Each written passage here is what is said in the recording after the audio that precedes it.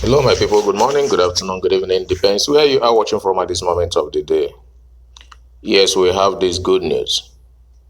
The CUPP spokesman who was arrested on Thursday is now free. He's out. And he has really made a speech and addressed Nigerians. In fact, this is not a video you miss or you can miss. Just take your time and watch it to the end. I'm going to tag his address to the country. This address, in fact, I think is all Nigerian situations inclusive.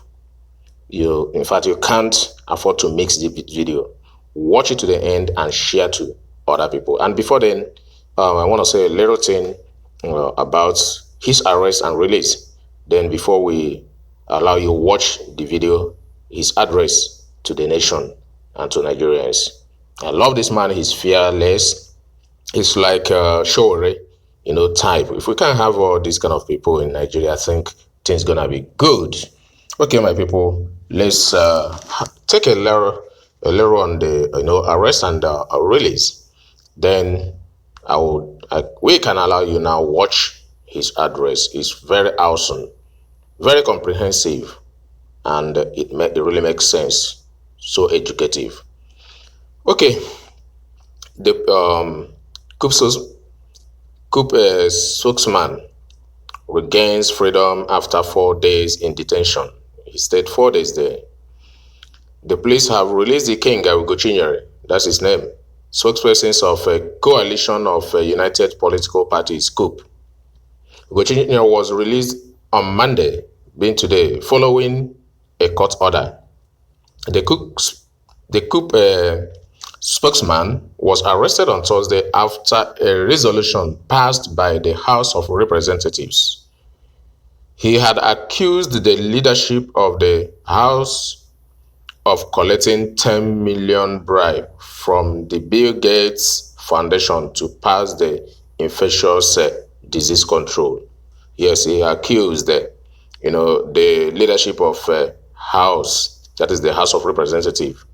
So allegedly, they said so. That's exactly why he was arrested.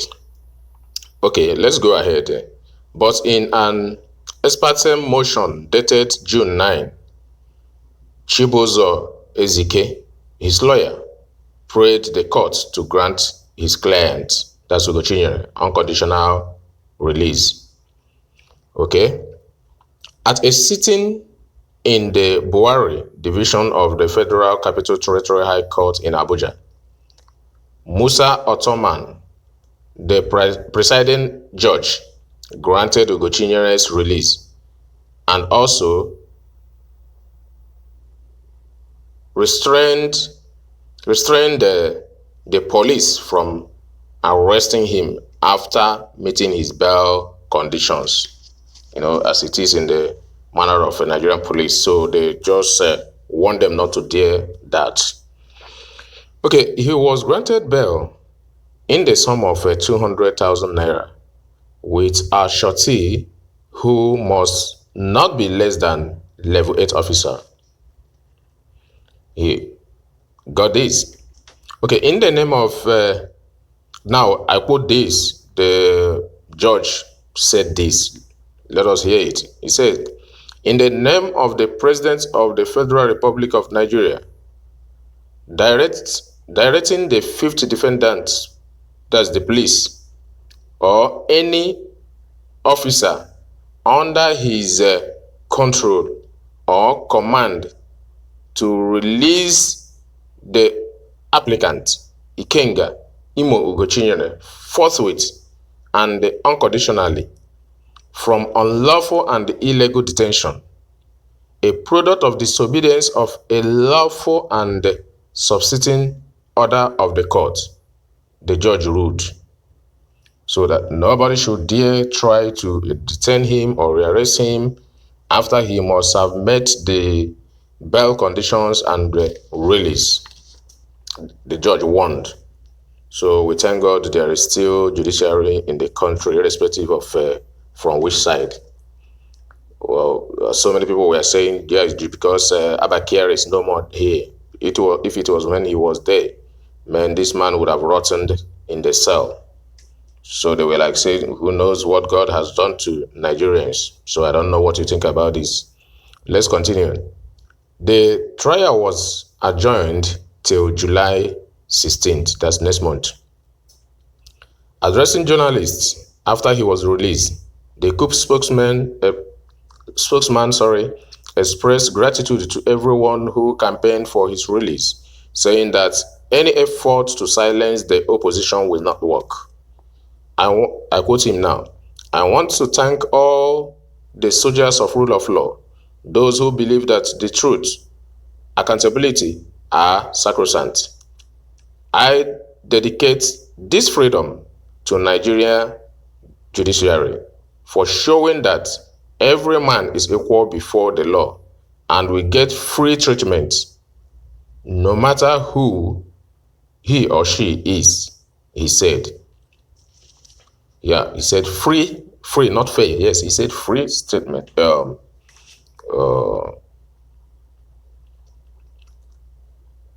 Okay, let's continue. I quote him too. I salute the media for letting our voice to be heard. I salute the political activists, social crusaders, former PDP presidential candidate Atiku Abubakar, the former Senate President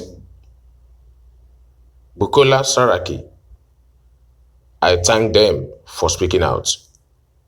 I quote him again. The rule of law has won today. This is not about me or what I represent. The parliament must sit up and hold the executive to accountability. That's the only way they can prove they are not hallelujah boys. I quote him again finally. I salute the civil society organizations and everyone who spoke against this, irrespective of our differences. All the attempts to silence us will not work. Our voice will continue to be heard even if there is a gun on my head. I assure Nigerians I will continue speaking out. So this happens to be Ugochinyere's speech to Nigerians while he was released.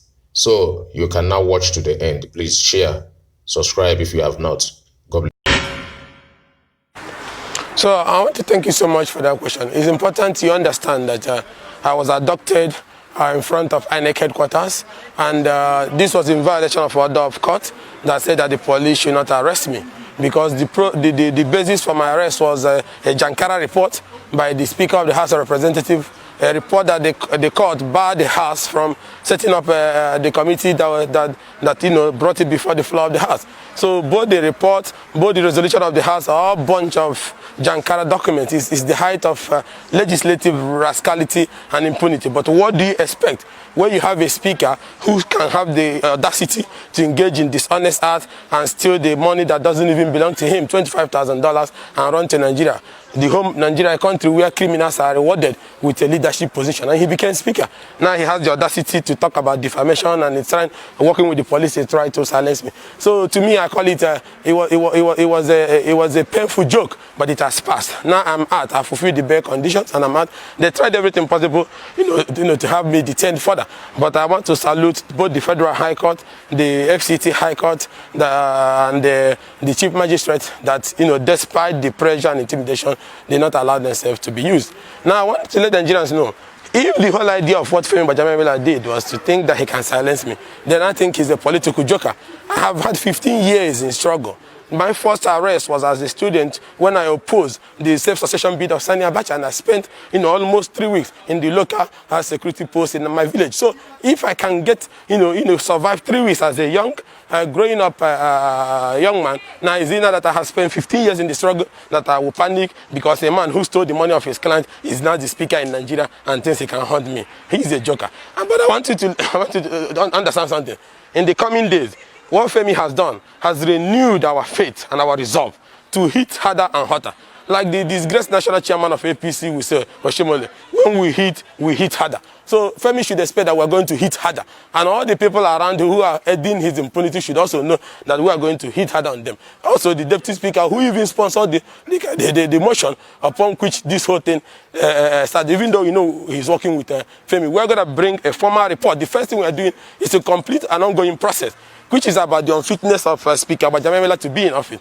And Nigerians have to understand that as a nation, we must resolve to have a national value.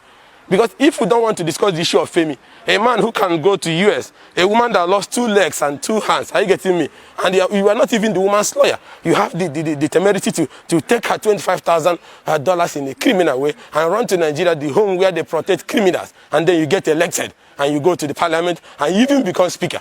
If we accept Femi, that means that is our national standard, that outlaws and criminals across all parts of the country can aspire and then lead us. So on Femi issue is the bridge that Nigerian people must decide that they have come to have a national honor and value. That people like Femi have no place being in parliamentary leadership, but rather have their place and seat waiting for them in Kuje, and that is the right place to be. He's supposed to be in Kuje, where he's trying to send me to. So it's funny, but that's how Nigeria works. The bad people are the ones who chase the good people. But I want to let you know, defamation is not a big issue. So it was a valuable offense. I didn't even understand why they were doing all the garagara up and down. Are you getting me? But that having been said, the most important thing is that the issue of his unfitness, which is built around when he failed his INEC from 001, which is under oath. They asked him, have you been convicted for any offense involving dishonesty in the last 10 years as of that first one? He said no. So that is perjury. And that was why we went to the upper area court, why we got a criminal summon. This man that wants me to appear the law, which I have boldly appeared yesterday, was running like a baby. He ran to Kubwa to go and obtain different orders to stop his criminal arraignment. Now we are in appeal, and I want to let Nigerians know the matter is live, and I'm going to continue to fight for this matter until Femi is made to go into the dock and answer for those criminals so that we can prosecute him diligently, and if he's found guilty, he should be sent to Kuje. Nothing on human earth, and I repeat, nothing on human earth can make me abandon that struggle. Even if I wanted to abandon it, what has happened has renewed my faith, why people like Femi should be sent out of public trust positions. And also it's important to understand that now that I have subjected myself to the supremacy of the law through the court, Femi should be man enough to stop running like a political baby and come and answer the criminal summons I have issued against him in the upper area court. Are you getting the point I'm making? You say I should come and answer for defamation. I boldly, even with abduction, I still work there, fought through the axis of the law. Are you getting me? And I'm fighting to prove my innocence, which I will prove. Now, you have a criminal summons issued in upper area court. You are still running haters in the last 1 year, like a political baby. Be man enough now that I have subjected myself to face your own allegation, to go and face an allegation that the Supreme Court of Georgia have also affirmed, for which is clear in your INEC from CF001. But that having been said, I don't want to waste my time on a non-issue. The point is that we have moved past beyond Femi and the abracadabra he did, both with his resolution and the likes of another issue that came up when we met briefly with our leaders, was that we cannot be in an opposition, which is made up of 45 parties, including the ones who are still battling for their deregistration, on their deregistration issue. That have people like Hen Wanwoba, who is a member of PDP in the day and a member of APC in the night, because he wants a third term from his place, which is practically impossible. He cannot allow such people. He cannot allow such people like Ndudi who defy the decisions of the party on issue of minority leader, to continue to be calling themselves members of opposition. That's why in the coming days we insist that if PDP cannot win the big stick against them, we collapse the coalition, because we cannot be in a coalition where our members of the opposition, especially some of the lawmakers, has turned into double agent. These issues have to be dealt with. The likes of Ndudi, the likes of Hen Wanwoba, the likes of Garawe, the one from Boni, or something, the likes of Goreke, the one from Adamo. You need to deal with such issues. Oh, I will stop, because this is joke. It's not opposition politics. Nowhere in the world can such kind of nonsense happen before. So we'll deal with those issues in the coming days. But the important thing I need to let you know is that the country is in an autopilot, like I told you. I don't want everybody to talk. But why not fix the country? The economy is in bad shape. Security has collapsed. Citizens' rights have been suppressed. And then there's a huge line of ethnic division in the country. Now look at, so shameful. And people keep defending President Mohammed, but they say, I don't like him. How can you say I don't like him? Are you getting me? I like him. All I want is the best for the country. Just do what you're supposed to do. And my job as opposition, which is like the conscience of the vote, is to say the truth at all times. I'm not going to massage him. Are you getting me? So I'm not going to lie. So the point is this. Can you imagine Nigeria, the giant of Africa, Ghana, and their people, whatever will happen, they demolished our embassy. In international law, that is declaration of war. Our first missile would have dropped. But do you have a president that can do that? He's going to go and beg them. Can you tell me what happened? No. We should have locked all their embassies here, arrested their staffs. The international community would have been mediating. That is how you show you have a leadership. But I told Nigeria that you don't have a leader. You look at it, you say you are Nigeria, you're a country. You call yourself, can Nigeria call yourself a country? Nigeria is a woman, you can't call yourself a country. Ghana demolish your embassy. What do you call that in international law? But did you see your president address the nation? To be in a warm mood or threatened? He's sleeping somewhere. I told you. Something is wrong. And we said this from day one. He's unfit for the office. They say, oh, the opposition is making reckless comment. Now, where is the president at the time of international emergency? What made Ghana have the audacity to send their caterpillar into our diplomatic building? Because they know that Nigeria have no leader. They know that Nigerian leaders are sleeping. Either they are sleeping or incapacitated, or they are political hallelujah boys in the parliament singing the praise of the executive, that nothing will happen. That is why they have the audacity to go into that place and demolish, without following all the diplomatic channel, and demolish our embassy. Other countries will follow suit. Of course, they have started doing it in different parts of the world. In Congo, they threw away the properties of Nigerian embassy because they know Nigeria doesn't. Remember the days of Obasanjo, those great days, are you getting me? Where you have strong, even Abacha would have retaliated on this particular issue, as bad as it was. But why is the president not retaliating? Why is he not addressing the nation? Why is he not telling us what happened in Ghana? No, because you do not expect a man to give what he does not have. This is a man that inside his own house, there was gunfire between his wife and a small boy, a PA. What did the president do? He said he has invited the IG, who is at First Secretary, to come into his house and find out what is the cause of the shooting. So if he cannot find the cause of the shooting in his house, now where is the report of that shooting since the last 2 weeks? So he likes to make a statement because he knows he makes the statement, he goes to sleep. The same way he would tell Nigerians that, oh, bandit, I'm going to do decisively with you. He has been saying the same thing since the last 5 years. Oh, Mr. President is angry. Oh, Mr. President has given a marching order. They have it in a computer where they print it out.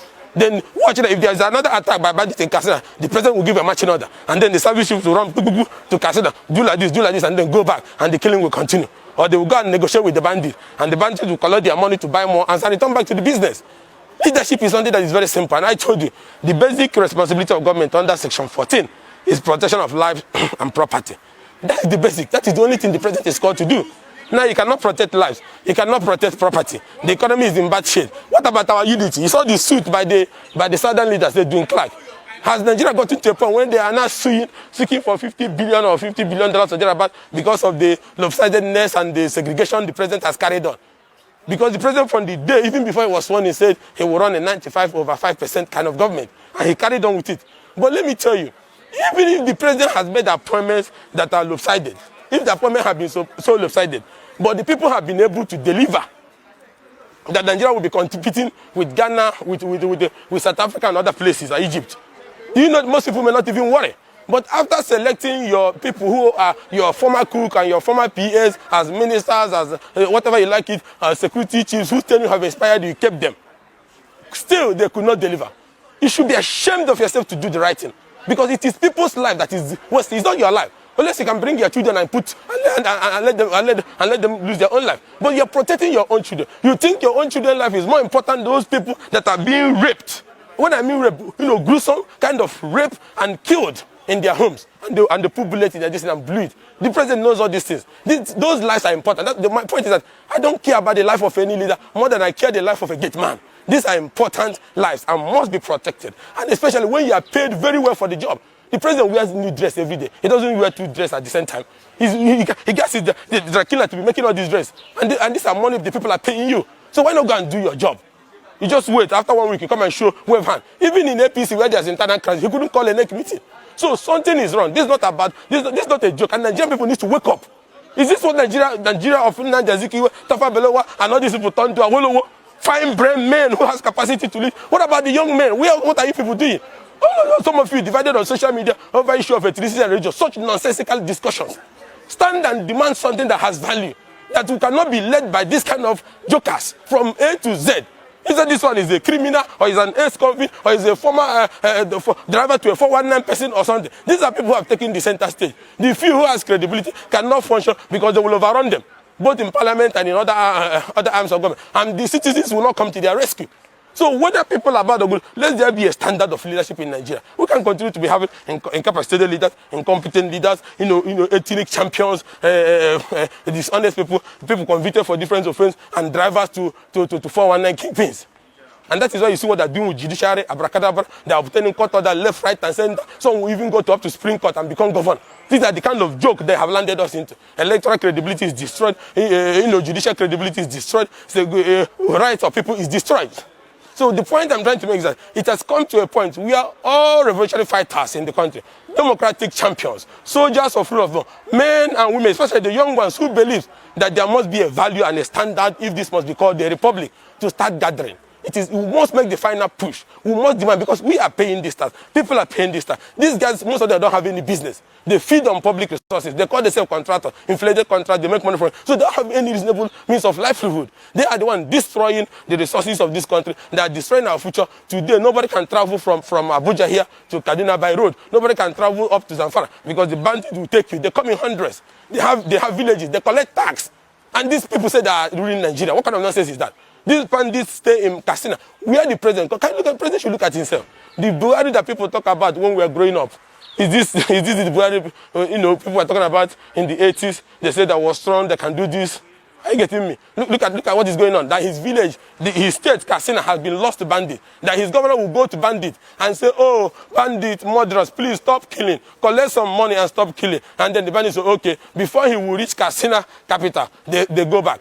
But somebody like me will make a comment about a group of lawmakers who wanted to pass a suspicious compulsive vaccination bill. I will be arrested, abducted like a criminal, kept in a cell that have over 40 people, and dropped up in the court. But the bandits and rapists and killers will be killing in Katsina, killing in Zamfara, in Sokoto, in Delta, and so on and so forth. You go and be begging them.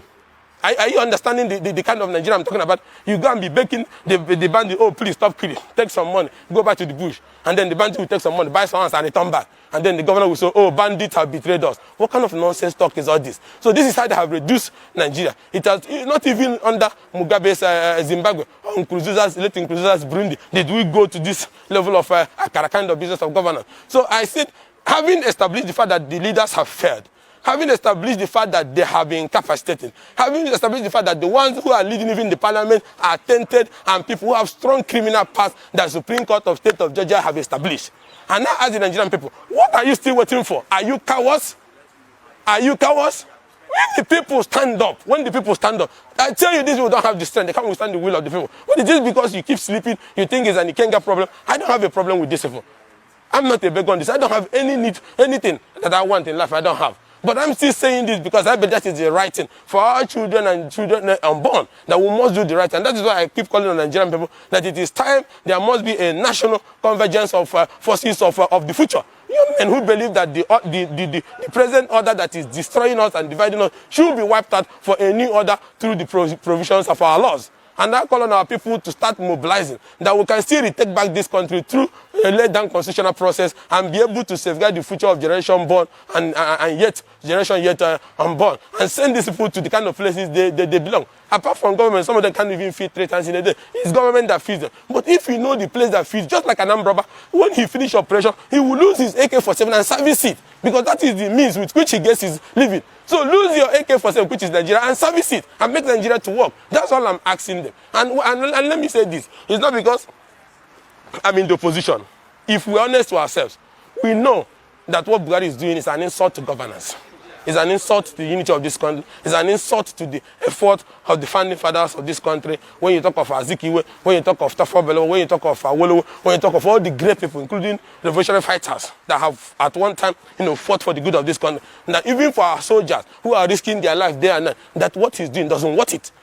Everybody must accept that fact. Now, you know when a leader has capacity from the way he responds to issue, responsiveness is important. Ask me what the president doing in the villa. Did we send leader to go and be sleeping?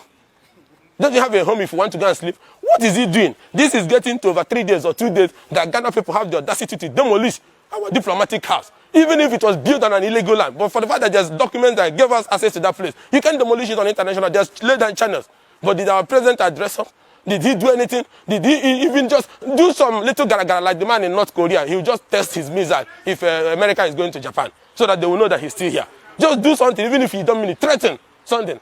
We need a leader that can, in that case, if there's war tomorrow, the president might be begging. He can't even lead us to war, which is one of his job as a commander-in-chief to protect us. That is why the Cameroon Cameroon soldiers are raping and killing our people around Bakassi area, because they know they don't have anybody that can judge it. If I'm president, I'm not boasting. If you kill my people in what they call it, in Bakassi Peninsula side of Crossbar, I would have raided that place with my soldiers and take part of Cameroon territory. They will be begging. We'll be going to France and UK to have peace meeting. But I would have wiped out a particular village to send a message loud and clear that the lives of our people is more important than any other people. But it looks like the lives of Nigerians is not important to President Muhammad. But that is why he can go in the villa and be sleeping and be telling Nigerians that he is surprised by the attacks by bandits in Katsina, that he is surprised by the attacks and bandits in Sokoto. If the woman selling Akara is surprised, you, the president, is also surprised. You have been surprised since 5 years. They keep surprising you since 5 years. Are you getting me? You have not been able to achieve anything. This has gone beyond politics. If people, who will call fathers and respect, cannot be able to speak out and tell their children that Bwari cannot be a role model for anybody in modern day governance style, then the country has collapsed because there's no value. It doesn't worth fighting for. Because to start with, the crop of people who have in the executive and the crop of people who have in the legislature are not supposed to be, especially the leadership, in particular, Bajaber Miller. And the consequences of having leaders who attend is that they cannot be effective. That is why he can approve a $22 billion and $5.7 billion borrowing plan in 2 seconds. And that's why he can move to pass first and second reading for a bill to compulsorily vaccinate Nigerians, even when he has not found the vaccine. And when I raise my mouth, he will want to go and concoct a petition with the IG and then dump me and charge me to court. But they have not charged one bandit in Katsina. Rather, they went to go and beg them. They have not charged the Sokoto bandit. They have not charged the bandit operating in Delta side. They have not charged the one raping and killing women on the expressway in the forest in Ogun. So this is how ridiculous. They make this place look like it's what they call it. It's like a forest or something. It's not a republic. A republic must be run on constitutionalism, on responsiveness and capacity. But the president, where is the president now? Nigeria, where is your president? Wait till 1 week, he will come out and receive somebody. Maybe see the senior president in one corner or see her and shake hands and then go. Is that what presidency is all about? So I don't have much to say on it. I'm disappointed with the country. But I want to assure Nigerians that in our only two way, I will continue the struggle. I will continue, like I keep saying, that even with a gun in my head, because I know that axis of evil has grown in the country. They can't do anything. But even with a gun in my head, even with a 2x2 cell like they put me with the pit toilet inside, I will continue to speak for the Nigerian people because that is what makes me happy. Because that is what my father taught me is the right thing. If other people's father teaching them that having a speaker that stole his client's money is the right thing, that is good for them. If telling them that a leader can be elected, he go and be sleepy and he will not be proactive, that is for them. But for me, my father told me such things are disgusting. And at all times, you must stand up to speak against it.